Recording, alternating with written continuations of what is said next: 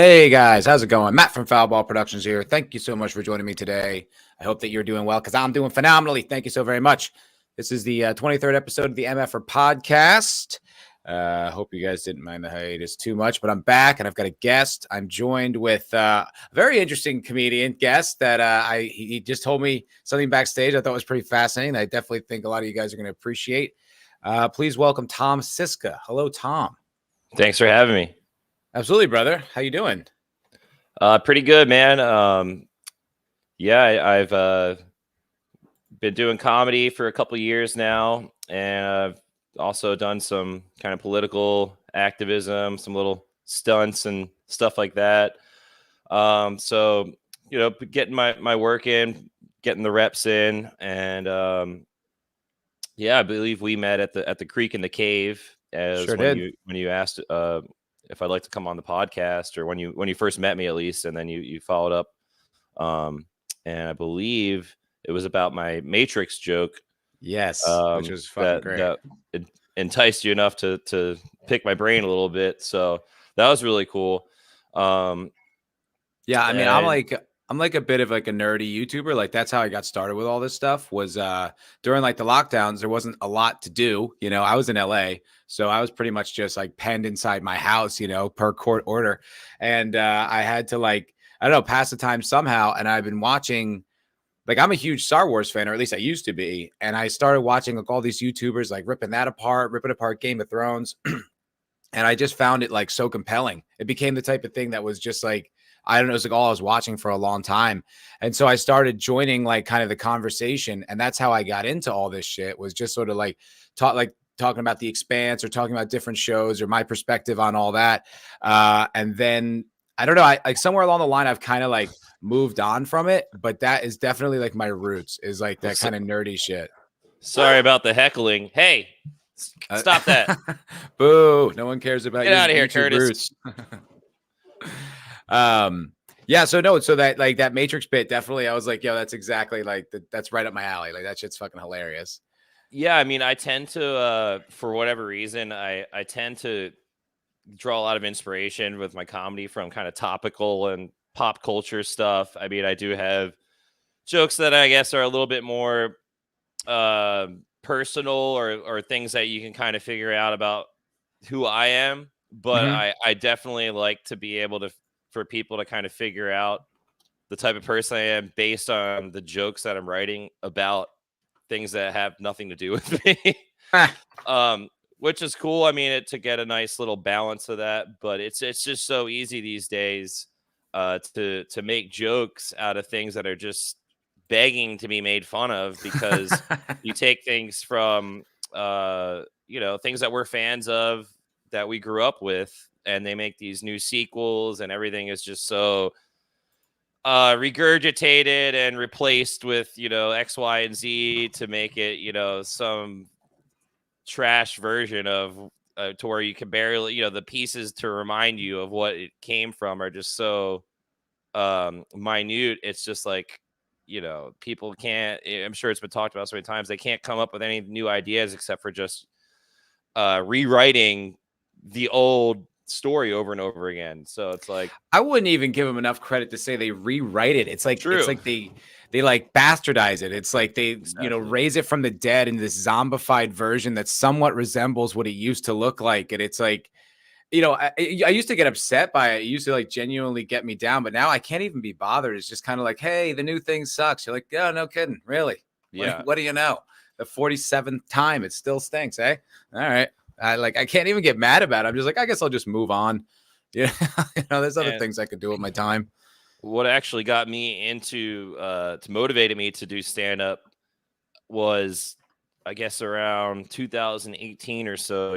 We saw a lot of comedians that were getting canceled, and a lot of other comedians were throwing comedians under the rug. Yeah, and trying to like virtue signal, or just kind of basically say like, shame on you, without even thinking in their back catalog of all the crazy shit that they've done.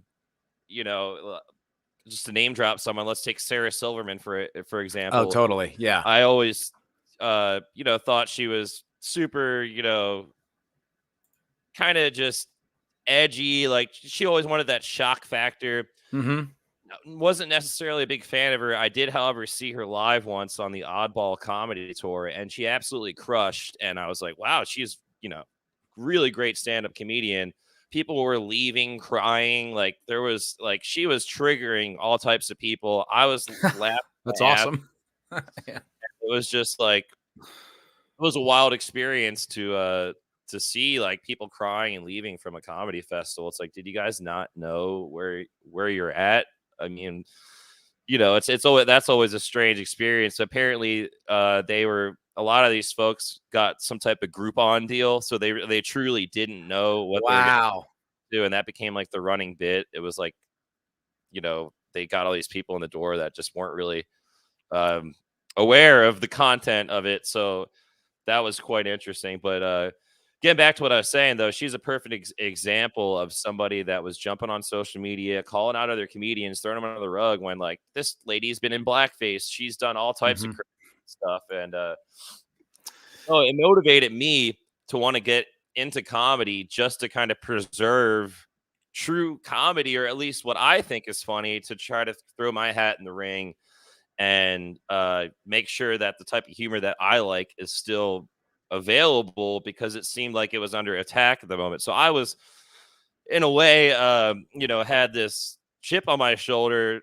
just going into it. And in the beginning, when I entered the Austin comedy scene, it was interesting because there were several people that had my sense of humor that I became friends with, and then there was also what we would call gatekeepers. And let's just say a lot of them were like kind of hipsters, left-leaning, LGBTQ people. And it was actually really fun to be in that atmosphere, to have kind of a different take and see how you could coexist with these people, like kind of toe the line, but still trying to win them over and find that balance. And fast forward to today, where we have Joe Rogan's Club and all these people that have moved here. And, things have been said about Joe's Club, like it's the anti-woke comedy, anti-cancel culture comedy club. Yeah. Like, I don't even know if he wants that name, but I doubt it. The hype is there. So it's just so many people have moved here now, to where like the comedy scene from 2019 to now is just like so different. It's crazy. Believe it or not, there's a lot of homeless autistic comedians everywhere in the city right now, and it's kind of makes me miss when it was just like me and my friends, and then the hipsters. Like, because it's just a little oversaturated. Sure, it's cool. I mean, it is what it is. It's there's a lot going on, and it's fun. Well, there's so many, but it's easy to kind of burn yourself out with the amount of people that are all trying to do it. It's very, you could put some serious time into it and not see a lot of results, depending on if you're doing these open mics, how many people are in front of you, if there's, names being pulled out of a bucket. Like, a lot of times you're putting time into something and you don't even know if you're going to get the time on stage. So it kind of pushed me a few steps back from really putting as much energy into stand up and just kind of putting my energy elsewhere for now. I get it. I mean, it's definitely, I've seen it a lot because I've been out to open mics and stuff in this area, and there's a lot of them. I mean, I saw at Rogan's Club, this blew my mind. Like I haven't been there. Have you been there to the Comedy Mothership? I have not been on stage there yet. I've signed up for the open mics and the Kill Tonys there for at least 2 or 3 times so far, and have not gotten pulled up yet. Well, I saw I was looking at the website the other day, and I was like, I was surprised to see there actually were shows you could buy tickets for. I was like, thank God, because when I first looked at it, it was like Kill Tony was sold out until like September. I was like, Jesus, I'm never getting in here. They also hold like a limited number of tickets, I believe, for a lot of shows, like 20 or 25 tickets for like standby or like first come, first serve. That's good to know. But I did see, dude, that for the open mic, they charge. There's like to be in the audience at the open mic, you have to pay. I was like, I think that's great personally for comedy clubs. Going back to, let's just call it the before the pandemic. One of the best open mics that I enjoyed getting on was the Cap City open mic where people paid $5 entry fee. Then you had to pay, you had to have a 2-item or 2-drink minimum just to be there. What that does is it actually curates an audience to where these people want to be here. They're spending money. They're a good, audience. They're getting some booze in them. They're getting comfortable. And it's just great atmosphere. That's the type of audience you want in an open mic. It's as close as you're going to get to an actual comedy club set without it, because you go to a bar, you go to a restaurant, fill in the blank, whatever type of open mic you're at, even the ones that are at, let's say, the Creek and the Cave that they're not charging an entry fee for, you're going to get a lot of people that may not be either paying attention, or let's say there's a lot of open mic comedians that are there. You're not going to get necessarily the right results or the right feedback from a real audience. So I've been very kind of picky these days on what I put my time into, because I want to go where the real audience is, where other people will argue that, like, hey, it doesn't matter if there's 1-2 people in the audience. It doesn't matter if it's the same guy that's heard your set multiple times. Just get the stage time and get the reps. It's like, I've done that. I've done that enough to where I don't feel that that's necessarily productive for me. But I'm, I guess you could say a little. Yeah. I totally understand that. Like, I've done stand up a few times, but like, full disclosure, it still scares the absolute shit out of me. And it's something that just, like, the last time I did it, it was just like it just killed me and fucked me up for like a few days. But I used to bartend at the Brass Tap in North Austin. Okay. They had the Romo room for a while. So I used to watch the open mics all the time because I was just there as the bartender. And dude, it's fucking brutal. Like, the room is rough. Like, it's just a bunch of comics who are thinking about their set. They're not really listening, or it's like they've all, like you said, heard the jokes so many times. And it's like, every once in a while there's like a chuckle, or there's just a bunch of kind of inside jokes between the comics that know each other. Clapter. Oh, definitely Clapter. But it was just yeah, that's always fun. Yeah, but it was just it was pretty demoralizing just to be around it. Like, it almost gave me, I was like, I don't know if I want to. This doesn't seem all that fun. Like, it doesn't seem like anyone's here really enjoying it. Like I understand like how that grind of open mics can definitely discourage you, because it's like, I've seen some good mics. Like, the Creek mic is good. Like, those comics there are pretty funny. I've seen some like good sets where it's like, you definitely see like that's the beginning of a good idea. Like, that'll go places. But like, a lot of it is just brutality, and you're watching people just eat their fucking balls. And if you have any empathy at all, like, you feel it. You're like, oh god, like, it's hard to fucking squirm through, man, for like 3 hours or whatever. Then go hit the next one, and it's like, it is a lot, right?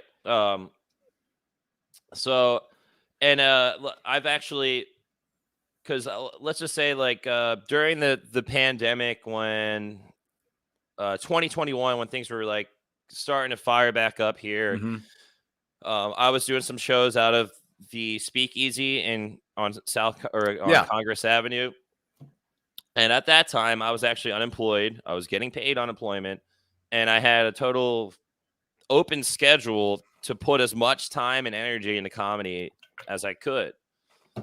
Once Big Daddy Government, cut off the funds, I can't, it's time to fucking work. And I'm just not the type of person at my age to, I have a fiance, I pay my bills. Like, I can't be a starving artist. Like, I've done that. It's tough, dude. And it's just like, I gotta make sure I have money coming in regardless if I'm going to get paid for comedy. And I'm kind of a, jack of all trades, master of none. I've been in the restaurant industry for a long time, and then I started doing more freelance stuff with graphic design, and I started doing T-shirts and making posters for comedy events and stuff like that, getting paid on that on the side. Sick. And then one of my buddies actually owns a rain gutter business. It's called Rockstar Rain Gutters. So I started doing rain gutters, keep my head in the gutter, perfect for comedy, right? But that was like my day job, and then I got into barbecue, like getting back into the food industry. I've been working at a spot called Rollin' Smoke Barbecue. It's on East 12th Street. I used to be across the street from Hotel Vegas, and I worked there for about a year and a half, and then I was approached by one of my buddies who works at Infowars, and they actually offered me an opportunity there doing some production work So I'm just starting over there, and that's actually going to be my regular day job now. So Yo, that it's a is pretty cool sick, dude. transition to go from, busting my ass in the outdoor elements, working on rain gutters, working by the fire, doing barbecue, and now totally switching gears and going into something that I actually love, which is politics. They add entertainment and satire, and it's all the things that I enjoy. That I'm now actually is my job to be part of the crew and work with that stuff. So that's an absolute blessing. And I think with comedy, it's definitely a long. It's a long. What's the word I'm saying? Trying to say a Like a long man's game. slog? It's a old man's game, or it's a slow run. Yeah. You got to be able to, like, people just get so hype about giving it all, and if you don't do it as much into, I'm on the watch list. Don't worry about it. But it's you can get burnt out. Like, For sure. sometimes you need to pull back a little bit, get some life experience in, and then So go what's back the go back up. Yeah. Well, what's the deal with the InfoWars job? Like that blew my mind. I didn't even know that bringing you on here. I was like, yo, that's sick. Tell me about that. Like, are you gonna like write sketches, or like what's the job you got going on there? So I've been listening. I've been a listener since 2004, about almost 20 Whoa. years. I'm originally from Philadelphia, Oh shit. and Okay. I've also spent half my time in South Florida. So I got the Florida man thing going, and then I got the Philly thing going. So it's For sure. two, things that I guess people would consider. I would consider a gift and a gift and a curse, but it's definitely built my character. And being from Philadelphia, history, the birth of our country, all that stuff, it's very, like, engraved into your upbringing. So I've loved history. I have family that's been in the military, and it's just been fascinating to me to study how the world works, and just politics and stuff like that. So back in 2004, when I first started getting into just trying to figure out how the world works, I guess you could say I've always been a conspiracy theorist. I used to love X-Files as a kid, and just alien stuff was like my first conspiracy stuff.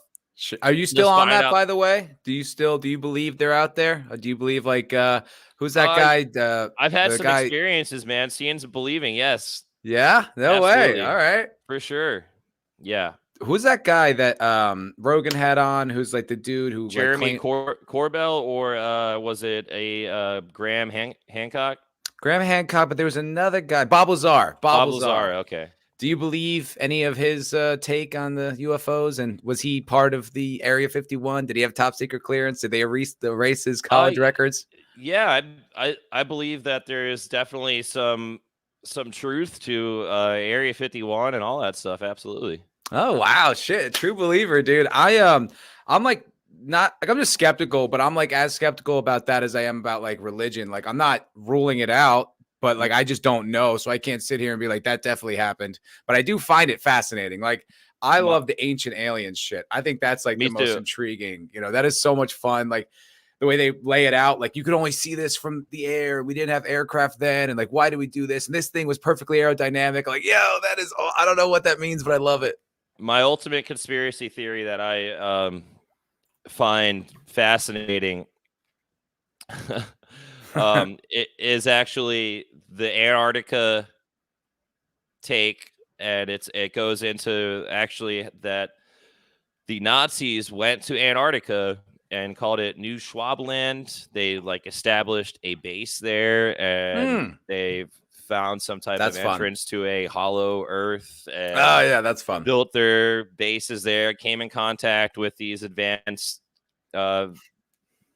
beings, and they, through their channeling, I guess they call it, they were into like the occult, so they were apparently given some type of instructions from the other side to get in contact with them and find these beings. And then they got the aircrafts. They got access to the aircrafts. They got access to the anti-gravity propulsion crafts, and they've had that since maybe even since World War II began. That was their first thing. Like, let's get this shit to start. Let's get in contact with them. And so the whole theory ends up being like they went covert. They've compromised our government. They've compromised the world government. I mean, that basically they're the ones that have killed Kennedy. They're the ones that have been in power, and the people at the very top know that they are in contact with these, mad scientists. Let's just call them mad scientists, because it's the top level of the Nazis that were affiliated with the cult, doing these freak experiments and shit. And they're the ones that went to NASA, went to the CIA, and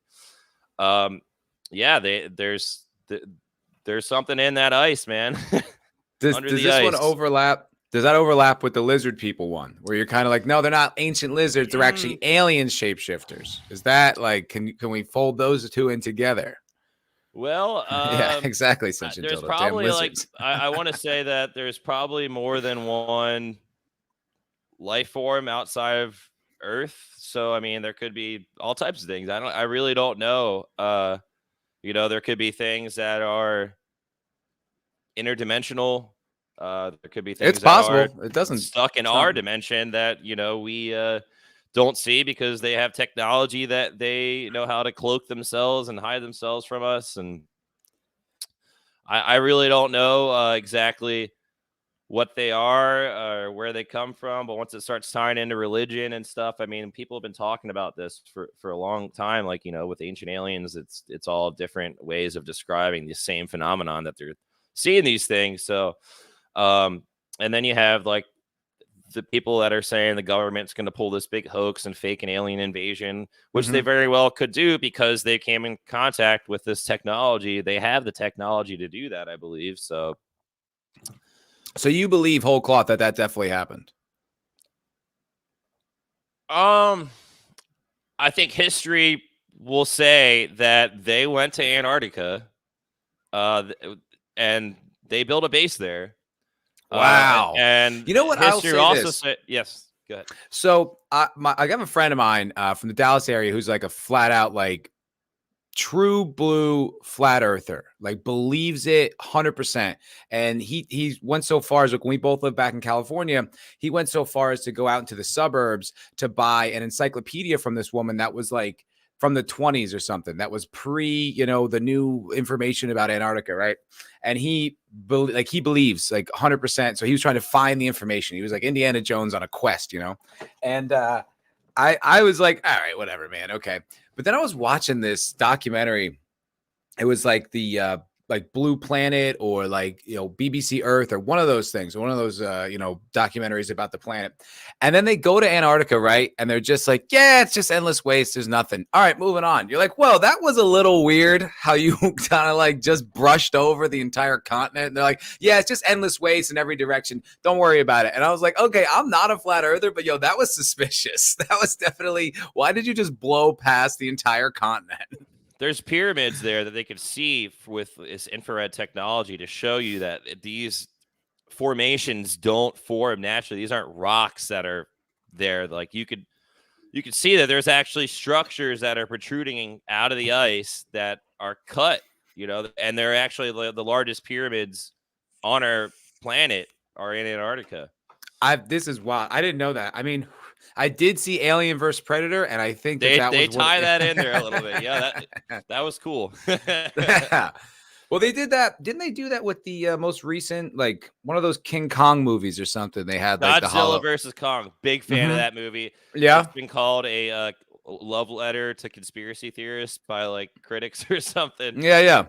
That was a badass movie. I'm a huge Godzilla fan. Like, oh really? Probably more than any other like nerd sci-fi stuff. Like, Godzilla is my shit, which is, I guess people would consider that kind of bizarre, because it's like, it starts with a guy in a big rubber suit. But I just grew up with that, and I love the new movies. Dude, I just got someone just gave me a book to read called The Kaiju Preservation Society. Have you heard about it? No, that sounds cool. I don't. Yeah, it does sound sick. I haven't started reading it yet, but it does, like, it was pitched to me really interestingly. So I guess, like, I don't know. I think it's like a kind of like a romp, like it's just fun. But I guess the concept is that there's like this, I don't know. I don't want to speak. I don't really actually know what it is, but apparently, like, it's got something to do with like there's a secret kaiju society, and you have to like watch them, or there's like they're in space or some shit. But I was like, yo, this sounds pretty compelling the way it was pitched to me. Obviously, I'm doing a terrible job of pitching it, but it did sound sick. So I'll read it and I'll get back to you on it. Well, they have scientists right now that are kind of rebirth woolly mammoths. I don't know if you heard about this stuff. They're bringing back extinct animals and shit right now. Nice. That'll work out great. Yeah. And they've actually said, well, it sounds good because it's going to help fight climate change, but we are risking releasing a new virus from introducing these animals again into our ecosystem. Yeah. Do you think that's the type of thing we should dabble in right now? All things considered? I don't believe humans should be playing God at all. I think, technology and science and stuff could be used for good, but when you're creating stuff in labs and cloning and making new viruses and all that stuff, I think that's kind of an inversion of nature. Well, I'll say this. Speaking of using science for good, today is a day of celebration. I don't know if you heard this, and I was very happy to relieve it. Actually, I learned this from Just Another Red Shirt. Hail, buddy. He's in the chat, also a member, also does the MFer Cocktail Lounge with me. Hello, my friend. He put this on his Twitter. So this is a day of celebration. I wasn't aware of this, but thank God, guys, we did it. We did it. Biden signs bill ending COVID-19 national emergency. It's over, y'all. That happened yesterday. Finally. Yeah, buddy, we got it. Yeah, 3 years. They're gearing up for the next one now. They say seriously, dude. I think Fauci and Biden both said we're ready for one next year. Like it could be 100 years from now, or it could be next year, but we need to start getting ready.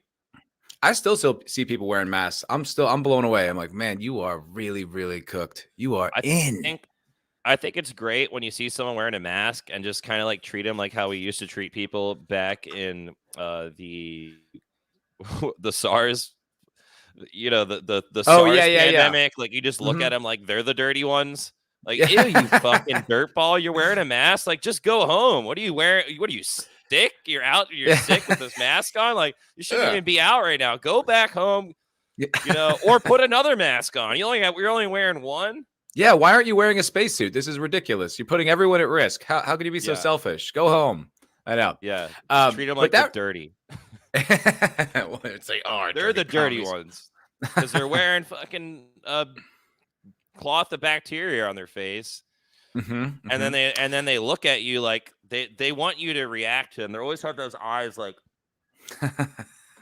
and they'll start talking, and they're like, naturally, these people are a little bashful to begin with, so it's probably already hard to hear them. But you have to really try to read their eyes instead of their lips because you can't see them to know what they're talking about. It's trippy, It's very bizarre that people are still doing this. I have a theory that there's like people that out there that just think if they're like anxious about a thing, that's the same thing as like fighting against something. Right. Like I remember back when Trump got elected, I was in acting school in LA, and my teacher, like he was like a nervous wreck. Like he basically like collapsed, you know what I mean? Like emotionally, like he could not handle it.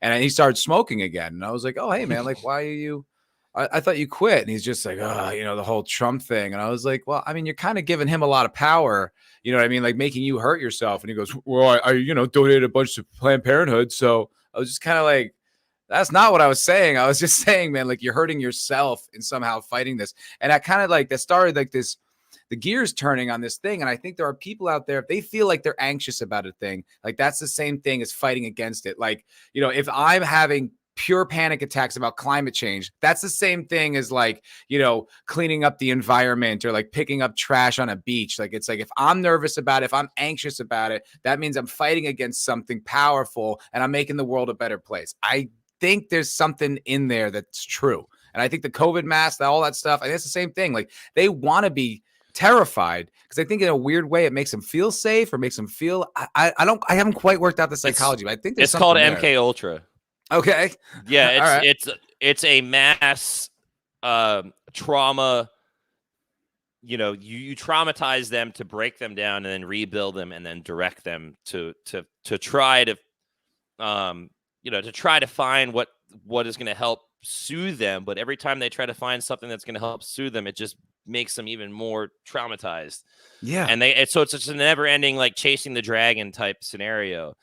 And talking about when Trump got elected, I worked at a restaurant here in Austin at the time, and I was one of the only like outspoken people that was just like, yeah, I'm voting for the guy or whatever. Like, wow, that's this ballsy. is tight. Like, it was like, and I try to explain to people, like, even if he's not who he says he is, we know who Hillary is, and we know who, whoever is. Like, I'd rather throw this metaphorical Molotov cocktail and see what happens, because we know that the shit that we've been doing so far hasn't really worked. But so I knew it was like kind of like a bit of a risk, because it's like, yeah, this all kind of sounds good, but like we really don't know until he's in there what's actually going to happen. But that just alone, I just knew that the difference in itself was enough for me to be like, okay, let's give it a chance. I respect that you had the vision, because I had no idea. Like, I was full on like conspiracy theory. Like, this is a psyop. This isn't real. Like, they're doing like basically the plot from the producers. Like, they're trying to make the worst possible candidate to get theirs in. Like, he's like, Trump's in on it. Like, I didn't believe it for a second. A lot of people told me that, and a lot of people thought that he was not only was he in on it, but he was sabotaging himself and the Republican Party just so that Hillary could win. And I was like, that is definitely not it. Trust me. I knew that wasn't it, but I was still kind of like, yeah, we still to this day, we still don't know. I mean, the guy could be in on it, but look at all the things that he's done compared to the people before him. There are a lot of things that I actually can say that he did that was different than the globalists. I mean, he did some anti-globalist things, and that's what got me behind him to begin with. All the things that were anti-globalist and anti-war is what made me vote for him. All the stuff he said that was controversial and offensive, I just thought it was hilarious, and I was like, I'd rather have a stand-up comedian that could just fucking riff as a president. Dude, if you don't think Trump's crazy, funny, but yeah. If you don't think Trump's funny, I think there's just something fundamentally wrong with you. Like, he is hilarious. He's so funny. I love him. He had me cracking up when he did a speech after his arraignment, and he was so funny. He was talking about the lady that brought the charges up, and he was doing an impression of her. He's like, "We're gonna get him. We're gonna get him." I was just like dying. He's like he, for whatever reason, I thought that was so funny when he does shit like that. Did you see, by the way, the Joe Rogan AI experience? Have you heard of this? I have not seen it. So this guy, Rogan tweeted it out, and I was like, okay, that's interesting. And then I saw like this guy, I don't know, I guess he just makes like fake Joe Rogan shows, like the Joe Rogan experience with AI. And he had one with Trump. Dude, I got to play you just a little bit of this, because it is amazing. Like, how much the Rogan isn't great, but the Trump is fucking like spot on. It's amazing. You've been talking about these big plans for years now, but I've yet to see a real concrete plan on how you're going to achieve all of these things. I mean, don't get me wrong. I love the ambition and the drive, but I think it's time for some specifics, Well, Joe, when it comes to specifics, nobody knows more about specifics than me. I mean, we're talking about the best, the absolute best. I built one of the greatest businesses in the world, and I did it by knowing the specifics, by being the best at the details. And let me tell you, when it comes to making America great again, I have the best plans, the best ideas, and I know exactly how to make it happen. But dude, don't you feel like you're listening to Trump? It's a little off, but it's close. It's pretty close. I saw the Biden one. There was a Biden one that I actually thought it had me completely fooled. Like, really, it was real to me. I was like, oh my God. It was like a World War III one. I don't know if you saw that. It was like him talking about how we're going into World War III or some shit. No. Like, this is fucking wild.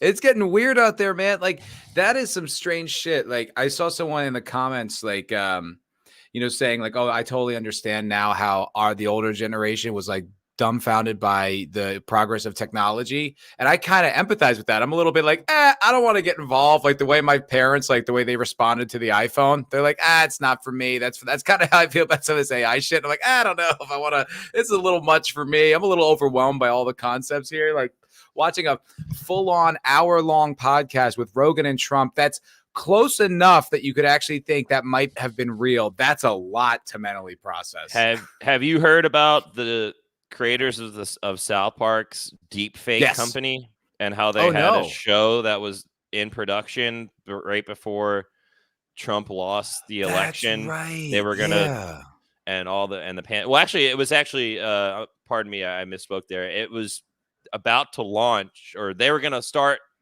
the day of pre-production for it the day the pandemic started.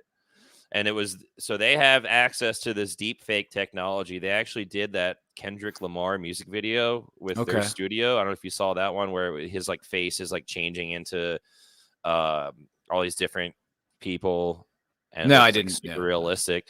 So Huh. that's their studio. They're actually the creators of South Park are making a movie with I believe Kendrick Lamar is involved with it, but it's Really?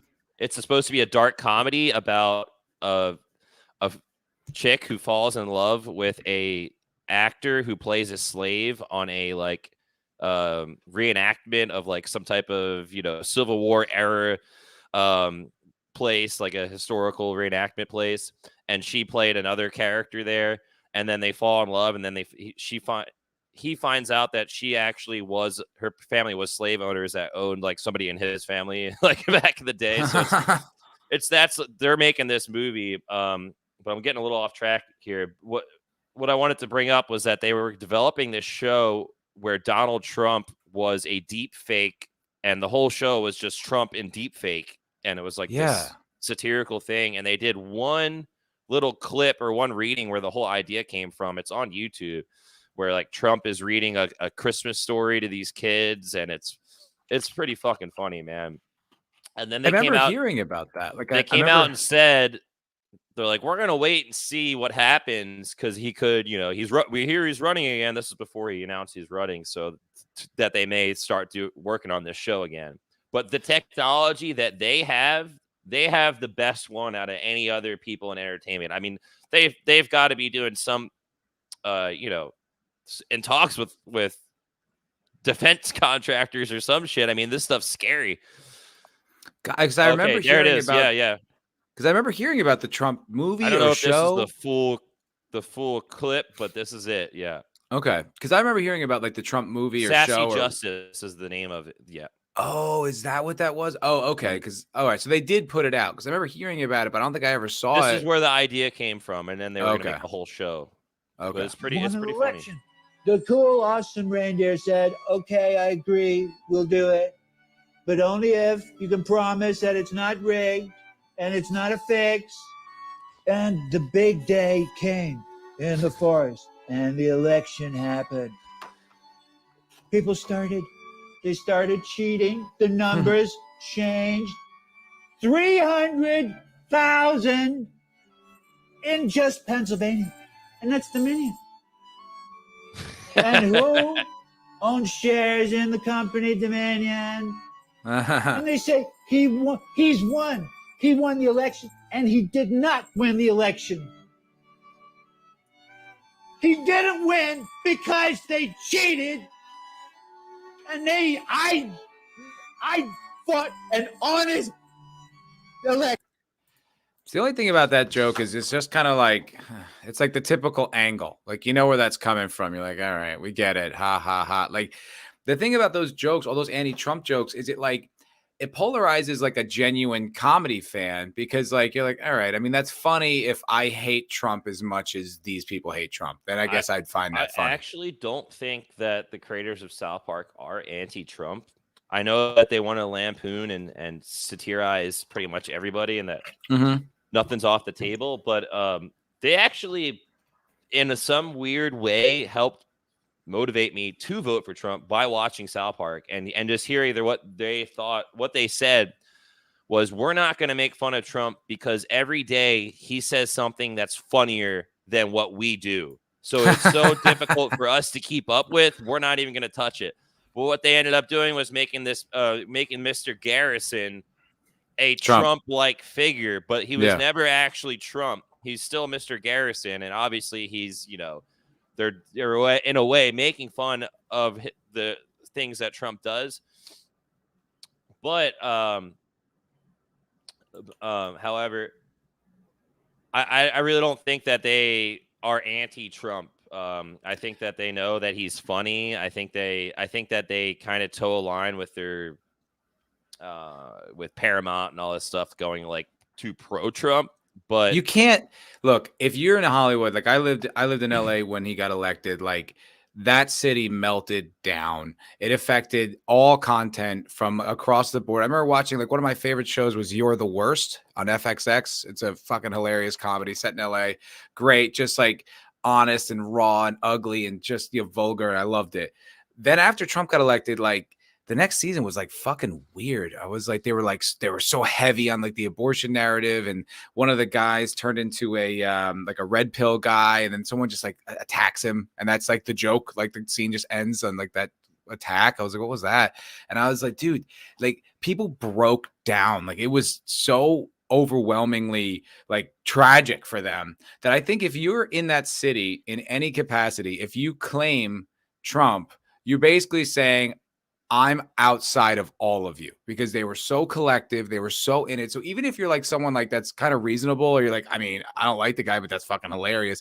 Like you're going to alienate so many people in that town. And it's such a cliquey town that if you just want to just stick around, you have to just kind of be like, I'm not saying anything, like you just have to kind of let them lose their minds. You can't claim anything kind of positive about him, because they'll be like, you're one of them, and they'll go after you and they'll ostracize you. It's like for real. So they probably did have a sense of humor about it, because they have a sense of humor about everything, but they probably couldn't really touch it without being like, all right, I'll just do what you guys want me to do, which is just be like, he's crybaby, funny, you know what I mean? yeah, that's why they call it the silent majority, though, right? With people, it's like, all right, we're just gonna be, we're gonna tell them how we feel in the voter box or whatever. But well, that was me, buddy. I didn't say shit. You know how I feel like this definitely goes back to what you were saying about people just kind of breaking down and like being anxious and stuff. They had this saying called "Love Trumps Hate," which is supposed to be like not like on paper, like it's supposed to mean like love tops hate, right? Like it trumps it, like that's the verb. But when you really think about it, they're telling you to love his hate. So it's like be fascinated with the hate and just obsess over Trump's hate. Love it. Love Trump's hate. That's what they were actually telling. They were programming these people. It was just like that broadcaster who tried to like slip past that moment where the entire NASCAR crowd was saying fuck Joe Biden, and she goes, you hear them saying let's go Brandon, and then it just became like their rallying cry, dude. It's like you try to like switch these things around and we're all just gonna be like, oh, I guess that's the thing. Like this guy comes in there like into the entire system, upends the table, like pulls everyone's skirts up. We see it publicly, and we're all supposed to just go back to the way things were. Nah, that's all different. Like Trump getting elected, it's like 9/11. You talk like pre 9/11, post 9/11. It's pre-Trump, post-Trump. Everything's different. You can't go back to the way it was. Like this changed.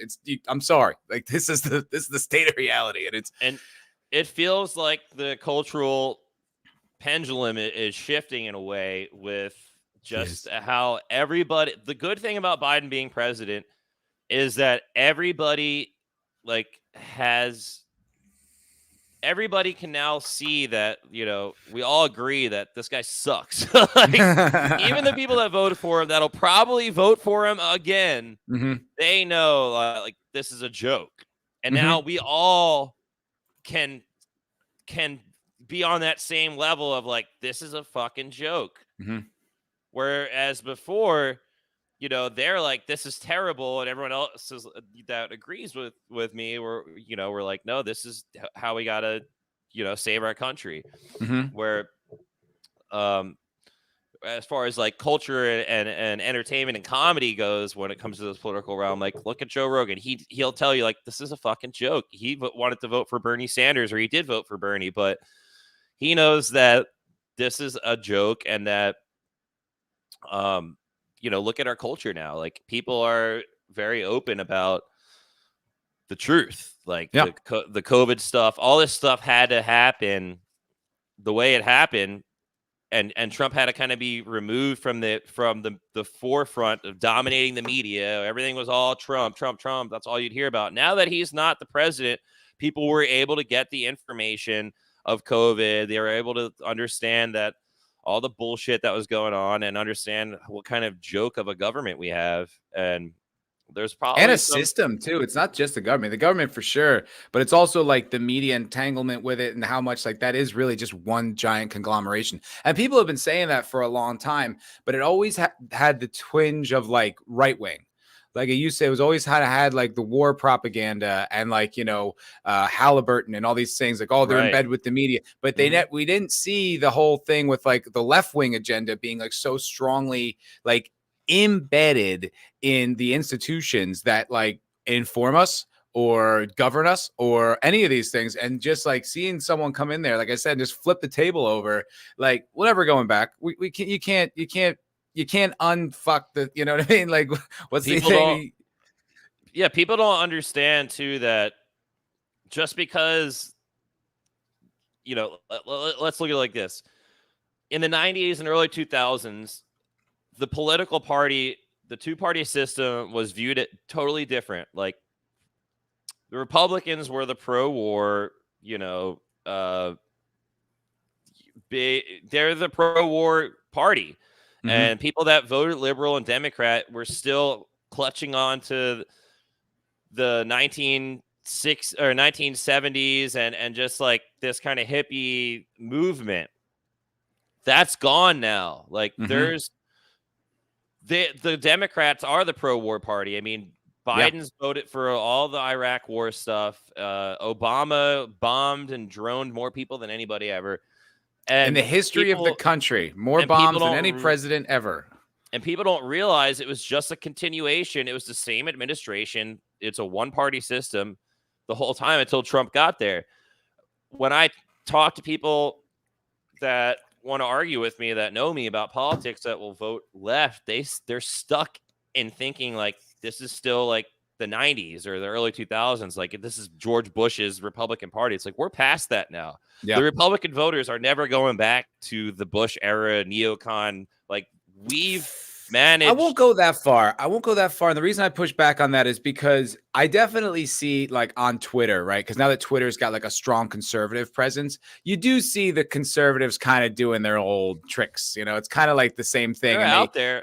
But I would say that the base of the voters that are definitely the people that voted for Trump and the base of the majority of the Republicans, they're the ones that are what people are now calling far right, which are actually anti-war. We are anti-war.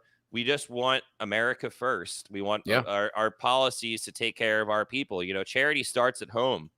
And that is a radical belief to want to take care of your own family, to take care of your own country before you have the ability to take care of others. Somehow that's radical, but that is the base of what the true Republican Party of the people are about now.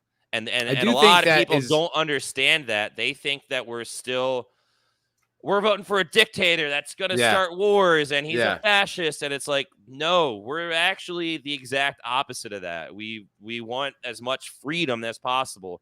When you talk about fascism, it's actually a left-leaning idea. Like the farther you go to the right means less regulation, less government. The farther right is actually anarchy. It's total anarchy. The farther you go to the left is total fascism, completely controlled. Everything is controlled by the state, and that is the far left. Yeah, no, we've talked about that. I do a show every Friday night called the MFer Cocktail Lounge, and we've talked about that quite a bit actually. Like I thought that was pretty fascinating. I don't think I knew that. I think I was like regulated to believe that the far right was fascism, but it's like fascism has so much more in common with like socialism or communism than anything like that you would consider right leaning, because it's just more pro state. So it has more of like a what you would think is like America or whatever. Like it's an easy like trick to pull, but in actual practice, no, it's way more like communism because it's all run by the state. State owns it all. Sentient dildo and cap for the win. There's a clip going around today, dude. Speaking of politics, that's one of the cringiest things I've seen in a while. Would you like to take a look? Yeah, sure.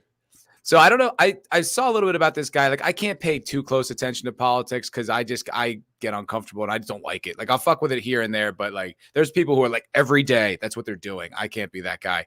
But I did see this going around because I guess this guy was making speeches and stuff like that that were I don't know, pissing people off, especially people on the right. But this just came out, I think today or yesterday, and this fucking killing me.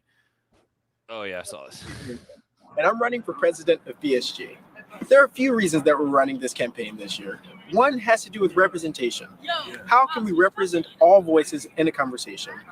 I wanted to do this by partnering with organizations from the Bowdoin Democrats to the Bowdoin Republicans. I want to bring together different voices, dissenting voices, voices that may be more liberal or more conservative, in order that we can reach a point of sort of the radical middle. It seemed like the NRA and gun lobbyists might win. But oh, that was good news. It's the same guy. Same dude. How long this Saturday in the state of Tennessee might last. I can't even watch him. I'm so uncomfortable. News, folks. We've got good news that Sunday always comes. Justin J. Pearson, and I'm running for president of BSG. Maybe his accent changed based on his diet. Maybe he started getting some chitlins in him and some, ham hocks. Maybe. The next thing you know, he just, he went from. I don't know. That is uncomfortable. That is a James Lindsay shared that as a Martin Luther cringe, and I was like, man, brilliant. But that's funny. That's a rough one, dude. Like, and like, odd that people won't feel like they don't think like they'll get exposed.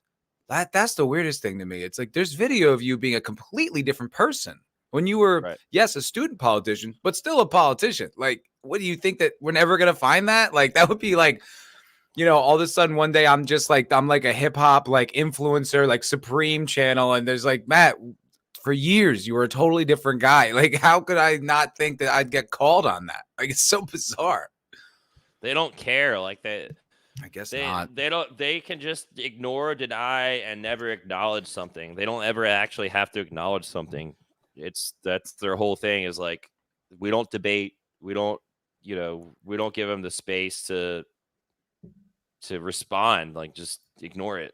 Like it's also, there is definitely something to be said for how curated the media is. Like, and a lot of that I think was exposed during like the Trump administration. It's always been like this, but I remember like seeing, like, I would see like a clip, something that Trump did that people were pissed off about.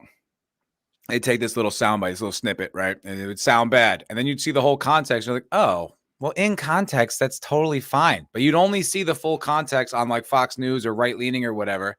And then on the left, you get this very specific thing. It's like AOC like faked her arrest like last year. I don't know if you remember that. Like she was at some protest or whatever and pretended like she got arrested. She didn't, but she pretended like she did. Yeah. But you have to see the whole clip to know that she was pretending. But if you see only what the left, like in the left media, you're just going to see her like being like, oh yeah, I was at this protest and I got arrested. And you're like, no, you fucking didn't. But if you don't see the whole context, you will get duped. You will get tricked because you don't look into the whole story. It's like They Live with the sunglasses. Fuck yeah. Once you see it, you can't unsee it. It's like every time there's like a publicity stunt like that, it's like you have to immediately, a light goes off like this. There's something to this. There's some bullshit in here for sure. Totally. Because why is this at the front story? Why are they pushing it so hard? I remember seeing that. I remember seeing that under the Obama administration where I was like, yo, what the fuck? It was like, we were basically just getting out of like Iraq and Afghanistan. Like Obama was like kind of de-escalating a lot of that. And then all of a sudden on the news, you were seeing like dead children that like in Syria or some shit like that like this new bad group, ISIS is bad. Now we got to go get them. And it was just like, yo, I have been watching like the news on TV like my whole life. I have never seen video of dead children on the news, dude. Like that was like one of those things where I was like, whoa. And it was like, yeah, then we just stayed in the wars, re-escalated all the military, like nothing changed. You're like, oh, okay. Hope and change. I don't think so. I know we are kind of running out of time, right? You got to get out of here pretty soon. Yeah, I got another 10 or 15 at least. I wanted to get a chance to show some of the sketches or some of the on the street stuff that you did during COVID, because I thought that shit was pretty damn funny, and I think the people here might too. Do you want to watch the part one of the COVID thing? Yeah, sure. All right, sick. Do you want to set it up, or you want to just go into it raw? So this is my buddy Brandon Gray. He has a website called justanotherchannel.com where he does some called activism. And we did some satire with it as well. So I've definitely helped him out on a couple different things with that. You can find it at justanotherchannel.com or just another channel on band.video. Which is, I guess that's like an InfoWars. It's the video site of InfoWars where they put all their videos up, and a lot of like the shows that they show live, they'll post it later without all the ads and stuff. So, yeah, pretty sick. Let me. All right, so this is part 1. So it's a two-part. It's a two-part like thing. Yeah. Right. One's in 2020. The next one's in 2021 for the Delta variant. So this is this is the first wave. I want to thank you all for your past support when it encouraged us on the fence. That's okay. We like AJ here.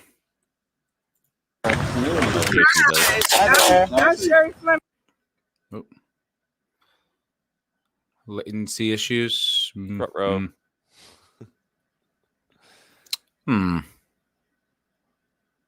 Oh, shit. Is this in Austin, by the way? Yeah. So this scene, they were giving away free PPE, personal protective equipment. We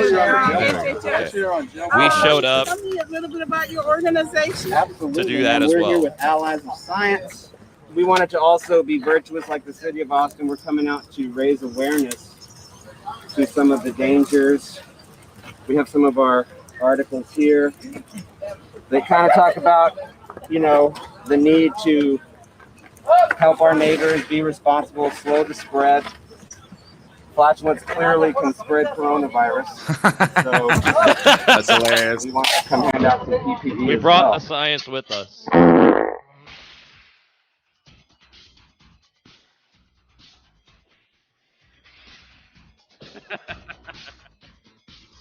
That's great, dude. That's the way.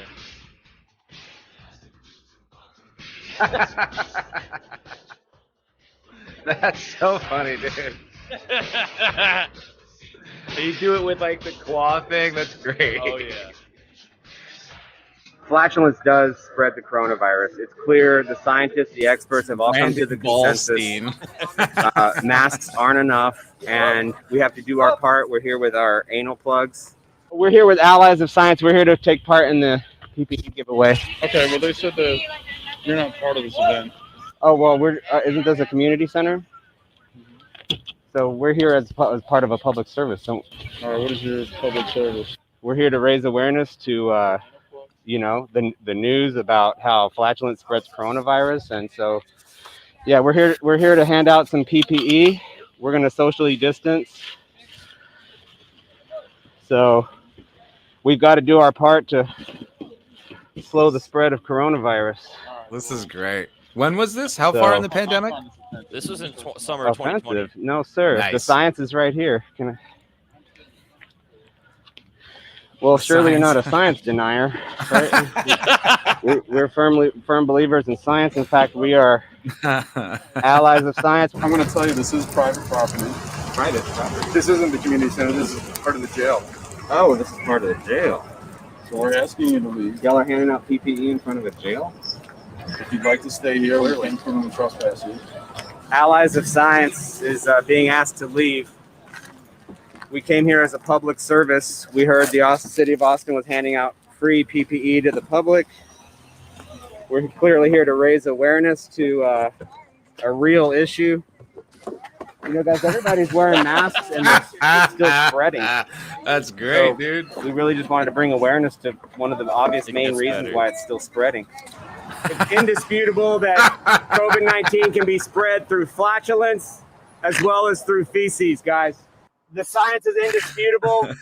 Coronavirus is spread through flatulence, feces, and other means, and we'd like to give you some free personal protective equipment here. He took it. If you're out shopping, you may have some type of flatulence, think a viral load is present. You plug up, and that'll stop the spread. Oh, she's like really listening to you. And it's about protecting others. So we're talking about life and death situations here. This is serious. Please help slow the spread. We're here to give away free PPE, just like the city of Austin. Masks aren't enough. Guys, the science is in. We have to do our part to slow the spread, ladies and gentlemen. What do we do? Well, It stops the spread. it stops the spread. You plug that medical equipment into your anus. Yes, sir. Oh no. Well, look. Yeah. Okay. If you're a little bit uncomfortable, if you go to hashtag Allies of Science, we're asking people to post their how-to videos and some instructional videos on some of their best practices. We can drop one in your bag if you like, sir. There you go. Help slow the spread. Absolutely. Plug the spread. Thank you for being brave and wearing your mask. Flatulence spreads the coronavirus, and we have free personal protective equipment out here. It's not really about protecting yourself. It's about protecting others. It's free, ma'am. Would you like? It's free. And the best part is, You want a pink one? We're social distancing. She's taking it. Well, mostly when they go into stores and places where their flatulence could, make someone else susceptible to their virus. We have a diagram here that does a pretty good job of. if you're more than 6 feet away from someone outside, you probably, I'd say, it's probably, if you want to be more protective, I would probably wear it all day. I personally wear it too. All right, guys, come get some free personal protective equipment. Right now. I do. Well, I have mine out because I'm outdoors. But hey, if you hashtag Allies of Science, we are asking folks to upload their best how-to or instructional videos for people who may not be comfortable with this type of PPE quite yet. I have asthma, so I wear too. And guess what? There's many coronaviruses. That's and the cold virus, and the common cold was caused by a coronavirus. So most of us have the coronavirus. We're allies. So the test is a bunch of baloney. We're here. The test proves nothing. Bro, I forgot about So these you have times, to plug man. that This is in so your anus funny. to stop the spread of farts because oh, okay. Well, from my heart and from my hand, why don't people understand my? Yeah. So the part Dude, 2 was the that Delta was variant, great. and we go to out front. We're on the steps of the Capitol. Really? So we're getting all these tourists, and then we go to Rainy Street out front of Unbelievable, and it gets really crazy. And Dude. there's like people that are just like drunk, stumbling, like, "What is this?" And we're just giving them out, and people are, they. And then this in part 2, we actually were next to the ACLU. No way. And we trolled them, and they thought we were fucking real scientists, and they were like on camera, like helping us and shit. It's ridiculous, dude. That's great, dude. Whose idea was all this? It was my buddy Brandon's idea to get the plugs, and then it was my idea to get the lab coats and actually dress up as. It was my idea to come up with the name Allies of Science and do the whole lab coats thing. You're basically doing your own version of the milligram experiment. What's the milligram experiment? I think it's the milligram, like the guy who basically the test back from like the 50s or whatever, where there was an unseen like authority figure telling you to shock the guy on the other side of the wall. You know that one? I'm not familiar with that one. It's a pretty famous one. That. I mean, I think it's been called into question recently, so it might not be as valid as it was, but it was a point of like education for a long time because a lot of it was trying to figure out like how the Nazis were able to do what they did. So the concept was there would be, you'd have to shock the guy. Like you're basically like administering shocks, right? Like you're the one being experimented on, but you think you're, like trying to administer an experiment to someone unseen on the other side of this wall, right? And you'd ask them questions, and if they got it wrong, you'd shock them. And it would get so far that like the voltage level would go so high that the guys on the other side started like, ow, like that really hurt. Like, why do you keep doing that? And the question was how many people would push it to the point where it seemed like the guy on the other side died. And it was like an uncomfortable amount of people were willing to go to death on the other side. So you did like your own version of like the milligram experiment where you're like, I guess I'll put this in my ass. I mean, if it's going to stop COVID. People did that.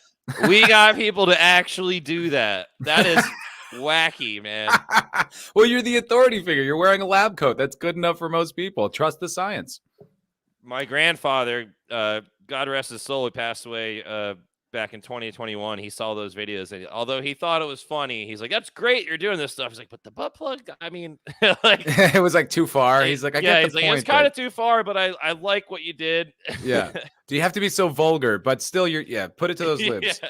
It's like, you got something there, you know, the whole guy on the street thing. So this one's a little longer. This one's 27 minutes. Is there like a piece of it that you want to show, or like is there like the best? What's the best part? I think they're just like the first few minutes. It kind of is a good little intro to what we're doing with it. All right, let's check it out. Yeah, I got at least another 10 minutes. Sick. Okay. I love like the sunglasses with the goggles and the visor, just to be like really dramatic. Really, people don't question it. We have no like name tags. There's no like we're just because of the lab coats. It's just all they need. Like you could get in a lab coat and tell somebody anything. That that's great. And then they say, "Are you a doctor?" And I say, "No, I'm an ally of science." Making fun of COVID. That's not funny. Damn, this is science. Oh my god, I'm so stupid. I laugh at my own jokes all the time, but you got it. You know? Yeah, I think like I don't know, the band video is kind of tough to. Right now. Oh god, I can't like stop it or start it. Like it's a larger video, I think. So okay. Maybe it just takes a minute. Might take a minute to go through buffer to the app. And that's not funny.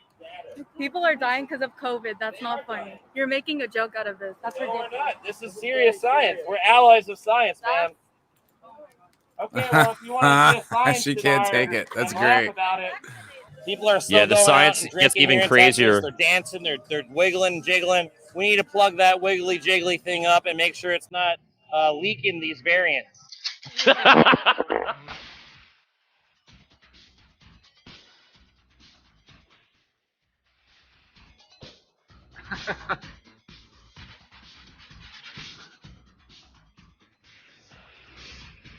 Dude, you got rid of all of them.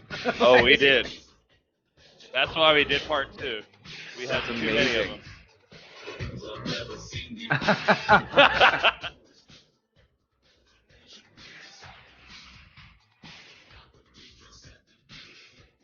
The science is in. It's undeniable. All of the doctors and scientists agree that through the wastewater and the NIH and Fauci are finding that this is where the Delta variant lies. This is where the Delta variant has been hiding this whole time. My internet does not suck, new bomb. Months. I mean, maybe it does. Nothing is stopping the spread of the Delta variant except for this unique device that we've discovered here at Allies of Science that will help to plug the spread. If you're at Walmart, if you're at Target, and you're not plugging up, you could be subjecting someone to your viral load. It's important to plug the spread, do your part, and we can get past this Delta variant more quickly. So we're here educating the public about the studies that just came in from the CDC and from Dr. Fauci that shows the Delta variant is not only spreading amongst the vaccinated, but it's spreading through flatulence and fecal matter. So these personal protective equipment here are free, man. They're free. They're used to plug up when you're going out to a restaurant, going out shopping, HEB, plug one in, and that'll at least mitigate the amount of viral loads that you could potentially be spreading through. Thank you, staff. While you're out. Good to see you, Sugar Double vax, double mask, and double plug. That's the way to go these days, guys. You can't be too safe. God bless your word. So they're free. Okay. And whenever you feel like you're in an area that may cause flatulence, if you're out shopping, you can plug up, and that'll mitigate the spread a little bit. Plug the spread, ladies and gentlemen, please. Awesome. Dude, why did this not go fucking viral all over the country, man? This is so because funny. it got taken off of YouTube. Because vaccinated people are right now spreading the Delta variant. The vaccines aren't stopping the Delta variant, but these might help stop it. Okay, you're just making fun of COVID. That's not funny. Damn, this is science. It's got a lot of views I on mean, there's Band people who Video. are dying right now. That's sick. not Yeah, no, funny. I didn't see this. This is so People are great. dying I 'cause wish of it was COVID. everywhere. That's not funny. You're making a joke out of this. That's No, we're ridiculous. not. This is serious science. We're allies of science, man. Okay, well, if you want to be a science She's like, denier, no! about it. This is life or death. If you're vaccinated, you should be taking this because the Vaccinated are spreading the Delta variant through their feces, man. Yes, they are. Dr. Fauci and the NIH funded. We would not make this up. That's Help yourself, guys. Let me tell. Hey guys, we're not making this up. That's why we brought the science with us. Okay, you can look it up on your phones. You can look it up on the internet. The science is in.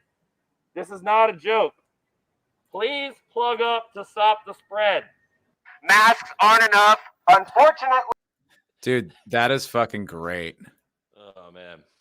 Do you have like, so now that you're with InfoWars, like do you have like, are you gonna do more stuff like this? Or are you more like in like a kind of more of a technical capacity? So yeah, I'm definitely like behind the scenes production, but we've had that channel on Band, just another channel, for a while, since before I got hired. So we can always put stuff on there. I'm definitely able to come up with my own videos and, you know, put them up on there. As far as like talk shows and stuff like that, like I'm not going to be doing anything like that there. I'm definitely Okay. production, but there's definitely a creative element where, you know, they're open to feedback and stuff like that. So that's really cool. And just being able to be involved in the production part and do some things creatively with that is awesome, because I've done a lot of like graphic designs. I made, you know, funny t-shirts and stuff like that. So yeah, we'll see where it goes. You know, I think they're gonna just see what my strengths are and helping me grow as a you know, producer / creative person. So it's Plug your channel, Tom. Yeah. Plug the spread, Infowars.com, justanotherchannel.com, band.video. You can follow me at Tom_Nipotent on Instagram. I am on Twitter at Tom Nipotent without the underscore. I think it's actually at Thomas Sisca, and then on Twitter, but it says Tom Nipotent on there. Okay. Give him a follow, y'all. Yeah, other than that, stand-up wise, I've don't have anything booked for shows right now. I'm definitely trying to get my foot in the door at the mothership and get on one of those open mics. That's definitely a big goal of mine, or maybe get on at the Cap City. Happy to let you know if I get any gigs going soon. Dude, yeah, I mean, definitely like keep us abreast and all that. And like, this was really fun. I hope that I get to see more like the InfoWars content and stuff, because that's really exciting. You know, like I think the perception of him has changed so much in the past, you know, few years. Like for sure, he you know, has been kind of always sort of like an ancillary character. People are kind of like, oh, it's just Tom. You know, it's sorry, it's just what's his name? Alex. Jesus. But now it's like, he was right about a lot of shit, man. Like he's still like a unique personality, but man, you can't call him a liar. Exactly. And it's a great time for me to get on board with all the you know, things that people will say he's right about, that he, you know, predicted or whatever, and a lot of good things going on there. Also, I mean, if you like that video on Just Another Channel, check out a couple of the other things. I mean, Brandon is great. Brandon Gray, aka Brandon Ballstein.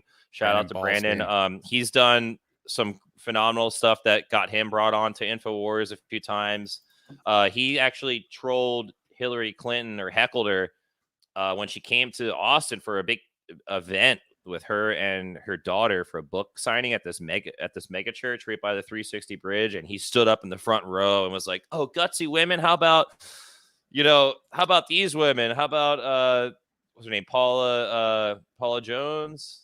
You know, all the victims that Hillary, or that Bill victimized and stuff, and like you see the whole church just like all these people like, boo, but he got her. Like, it's just so, you know, stuff. You like stuff like that. I mean, he went to Joe Biden's rally when he first started running, and it was like barely, it might have been like 40 people. It was in San Antonio, and this video went viral a few times. He's in the front row, and he's like, "That's because you're a liar." He's like, "Yeah, I am a liar." He's like, "Yeah, and your son's a crackhead." Like, nobody kicks him out. He just keeps going and going and going. That's a good video. So if you like shit like that, check it That's out. you We've said done some that's other just funny another. stuff. Is that on YouTube? Just another channel? We got kicked off YouTube. Okay. Yeah, I mean, joint. Yeah, it's a lot of people. And which has also been. Let me see if I. Is it a Rumble? We're on Rumble. Yeah, we're on Rumble. Okay. Just Another I mean, Channel's on Rumble. Okay, here it is. If we could just get this. Yeah. Real quick, I think this. I actually did something similar, or I went to the Bernie rally here in Austin, and I got thrown out because I was in the front row, and Nice. I acted like I was an uber Bernie fanatic, and I was like screaming for Bernie, and I was telling him he had to be like strong like Stalin, and he had a rule with an iron fist. I was like, "You be strong like Stalin, Bernie." That's fucking like, great. like they didn't know what to do with me because I was like interrupting the whole thing, but for a sec they thought I was just like this crazy Bernie lover. They're like, "Hey man, you just gotta calm down." I'm like, "Bernie!" Ah! So this is just another channel on Rumble. Oh, so this one I think was. I just sent the link. Maybe you can find that on Rumble too, but that's the Joe Biden one. Okay. Oh, this is the okay, sick. Right on.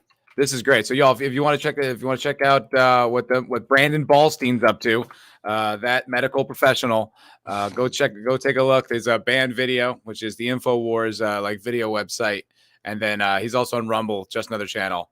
So good shit, dude. Fuck yeah, man. Thanks a lot for coming on, thanks man. for having me on. A lot of fun. It's cool to get this content out and share it. I appreciate that. Oh yeah, man. Listen, yeah, you're welcome back anytime, man. I had a blast. Thanks again. Fuck yeah, dude. Catch you later, man. Maybe I'll see you at the cave or out in the comedy scene, and yeah, enjoy the rest of your day. You too, brother. And everyone else, thank you so much for watching. Appreciate you guys. You're the shit as always. Steph, thank you for joining. I love you. So I got my next relationship podcast with the classy broadcast with Daniela. We're recording tomorrow. Should be out in a few days. And of course, MFer Cocktail Lounge every Friday night. Come be there. You know it. So thank you guys for being here, and we'll see you all later. Deuces. Thank you for watching. Please press like, subscribe, and have a wonderful day.